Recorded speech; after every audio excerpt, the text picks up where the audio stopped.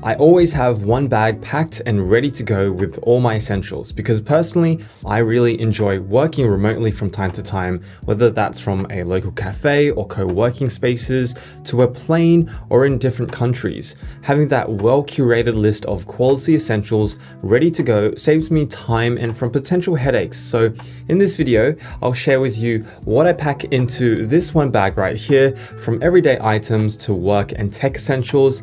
I hope you find these items useful to you, and let's start with the bag itself. A segment of this video is currently sponsored by HP and Intel, more on their new laptop later.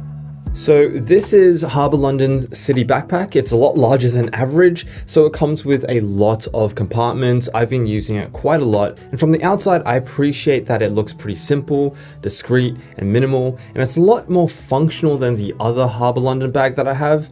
This one here is made of full grain leather. I think it's handmade in Spain, and you can definitely feel the quality, but more importantly, it's really functional just as much as it is stylish. There's lots of stuff in here and it's quite heavy actually, but I'll show you what it looks like when it's completely empty. So at the back, there's an easy access slot for things like the keys, wallets, and earbuds. The main compartment is freaking amazing. There's dedicated slots to hold a laptop, a tablet, stationery, books, and bottles. But just a heads up that this bag is really quite expensive. It's over $500, so it's really hard to recommend it to everyone, but there are plenty of great bags out there in the $50 to $100 range from awesome brands like Samsonite or Bellroy that are just as practical.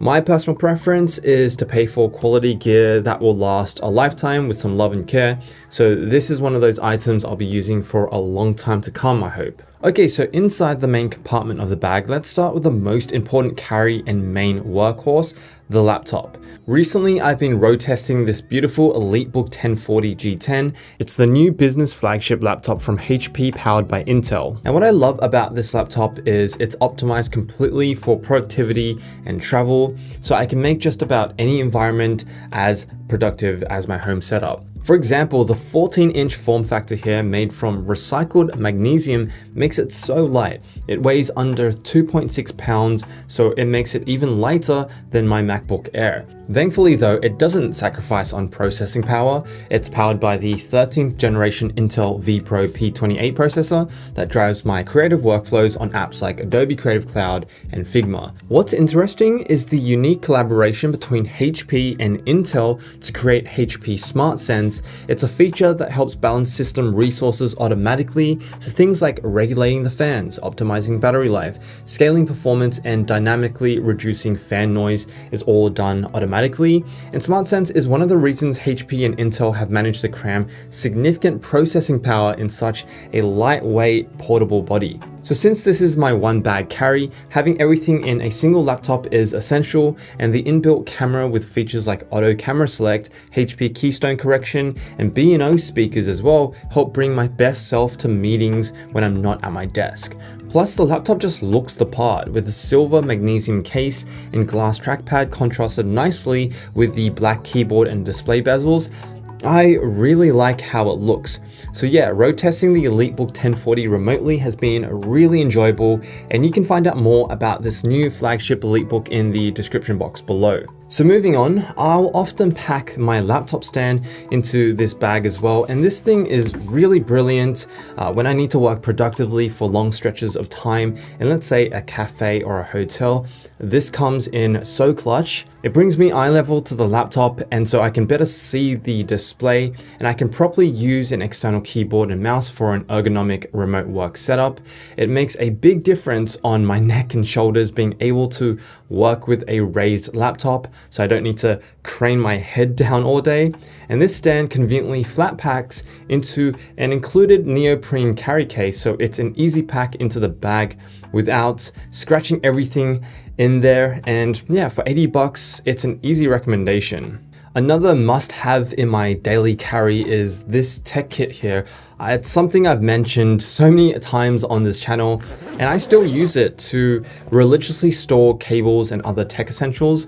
So in here, I keep all my cables and chargers, otherwise they're all over the place and I can't find them. And I also keep a sturdy pen here, and I actually use this more often than I think I would, especially when I'm traveling around. And I just keep my other peripherals in here. Anything that fits in here, I'll basically chuck in. And oh, also I have this in this compartment here. I have this Apple microfiber cloth for 30 bucks. It's overpriced, but actually money well spent because it's really one of the best, if not the best microfiber cloths I've used. One wipe and most fingerprints and grime is gone with this thing. And finally, one of the most important things, actually I can't forget, is the solid state drives. Can't work without these. One of them's from Team Group and the other is from SanDisk. Both are about the same. It's capable of read-write speeds of 2000 megabytes per second with USB 3.2 Gen 2x2. But realistically, I see read-write speeds of 1000 megabytes per second, which is plenty fast for just about everything that I do. And here is a very small portable speaker that fits really well into my backpack, the Sonos Roam. Honestly, I don't use it all that much day to day, but it does come in clutch when I'm out with my friends at a park or a hotel or something like that. I just pull this one out and everyone loves just sharing music on it. It's infinitely better than playing music off a phone, and it's got a pretty big soundstage for its portable size, and it manages 10 hours of playtime. It just sucks that I can't use it for phone calls and the bass is lacking, but it's a pretty good pack. Now, next up in my bag is this travel tumbler right here. So this is a very sophisticated piece of tech that holds my water and keeps me hydrated. So I found this on Amazon actually, and it's a premium Japanese made tumbler that does a decent job keeping my drink either cold or hot in my bag. Aesthetically, I think it looks awesome, and it suits the black bag, which is always kind of nice as someone that likes well designed and nice looking things. But yeah, a travel bottle or a tumbler, super essential to keep hydrated every day. Now, one of my favorite things in the main compartment of this bag is this camera here. So I currently use the Leica Q3 and I really love taking pictures with this camera. They say that the best camera is the one that you have with you, and I carry this around with me all the time. It's built like an absolute tank, like it's probably one of the heaviest things in the bag, but the German Summilux lens on this with the 60 megapixel sensor snaps incredible shots. This thing is so good, it's often used by professional journalists and travel photographers. It's crazy that several months after the launch of this camera, it's still sold out on back order just about everywhere. And I think I got pretty lucky getting this on launch day, and I've been using it every day since. I'll share my full review if you're interested in this camera somewhere in the description box. Okay, going into the front compartment now of the bag. Here I have a pen and paper. Just super simple, but a must have. It's great for jotting down notes and thoughts with that tactile feel. But more seriously, it's great for times when I'm offline, like in a plane, and still need to brainstorm and write things down. So yeah, pen and paper, great thing to have in the bag. And of course, a power bank here. So if I forget to charge my device, if I left my chargers back at home, or I just can't find a power outlet anywhere, this power bank here, this is a complete lifesaver when I'm continuing to work, and it doesn't make an appearance out of the front compartment of the bag that much, but when it does, it's also so handy. All right, moving on to the back of the bag in the easy access compartment here. This is actually where I open and close this compartment the most. And the first thing in here is my trusty AirPods Pro 2. So before, when I didn't have an organized bag like this, I'd often forget my AirPods back at home, and I'd be so disappointed because I wasn't able to listen to music throughout the day, which really helps me focus. But yeah, for 250 bucks, these are amazing. They're so compact and sound incredible with its H2 chip and spatial audio. They're definitely one of the best earbuds on the market still, but there's better options out there if you're an Android user, to be fair. So that's just my AirPods. And going back in, I actually have my Orbit key organizer. So this is essentially just a key organizer. It's slim, compact, and it does a perfect job holding my keys in a neat way, and it swivels out when I need to use it. Plus, I've got this great multi-purpose tool here. It measures, cuts, and opens bottle caps too. Super useful in just a small form factor here, and goes right in to the back compartment. And then I think finally I've got hand sanitizer here. OG unscented, of course. Not much more to say about this, you know the drill. Got to keep hygienic. And this is a little bit of luxury that I like to carry with me. It's a Goyard card holder. Expensive, but handmade out of leather, and it ages really, really well. And at this rate, I'll probably be using it for life.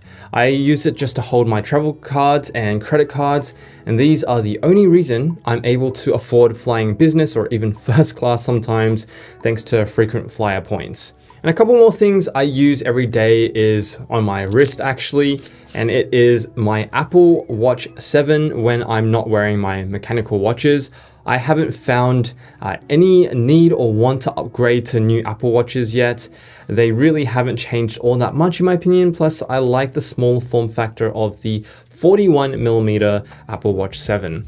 I actually don't use it for notifications. I just have them turned off, but I use it to track my workouts, runs, and walks.